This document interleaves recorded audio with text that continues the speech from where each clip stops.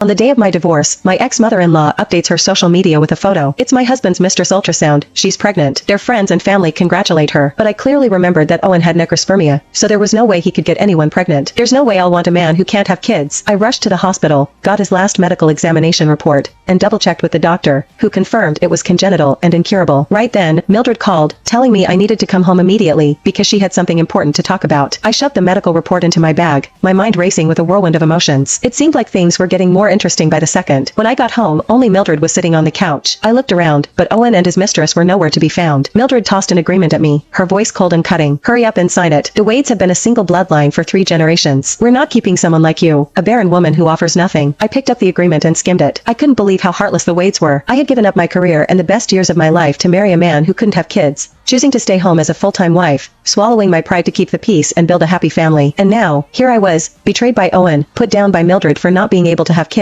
and being forced to divorce and leave with nothing. I wiped away the tears and laughed. Mildred looked taken aback. Why are you laughing? My eyes landed on Owen's signature on the divorce agreement. It was scribbled like he was in a rush to get it over with. Then, I shot her a cold look. Why am I laughing? Because I'm walking away from a family like yours. Honestly, I'm doing you a favor by not going all out with fireworks to celebrate. When Owen proposed, he promised to love me forever, protect me, and give me a happy family. But in the end, he treated me like dirt. Mildred's anger flared up and she pointed at me. Say that again. I dare you. I swatted her hand away. You're not my mom, and I'm done with this. Do you want me to sign it or not? She went silent and dropped her hand, probably afraid I'd refuse to sign. I grabbed a pen, signed the divorce agreement, and looked her straight in the eye. Tell Owen to get back here. We're finalizing the divorce now. Mildred didn't expect me to agree so easily. Her tone softened in a way I'd never heard before. Alright, sure. You're smart enough to know when to go with the flow. I'll call him right now. How ironic. After a while, Owen called and told me to come downstairs. I grabbed the signed agreement and headed down. As soon as I opened the car door, I saw Serena sitting in the passenger seat. What's this about? Owen, we're getting a divorce. And seriously, you're bringing her along? I questioned coldly. Rena's pregnant. She needs someone to look after her, Owen said, not daring to meet my gaze. She'll get nauseous if she sits in the back. You should sit back there instead. I almost laughed out loud. Pregnant? What a joke. He had no clue he was born with congenital necrospermia. Owen cheated on me, and Serena was doing the same to him. That was karma at its finest. The universe really did know how to settle scores. Please don't be mad. Owie and I truly love each other. I'm sorry, Serena said. Damn it. I hadn't even started crying, and she was already bawling her eyes out. Oh, save it. Keep your apology. I'm not shameless enough to accept it, I said. Owen gently squeezed her hand. You don't have to apologize, Rena. It's my fault, not yours. You're the innocent one. Don't let this stress you out. It's bad for the baby.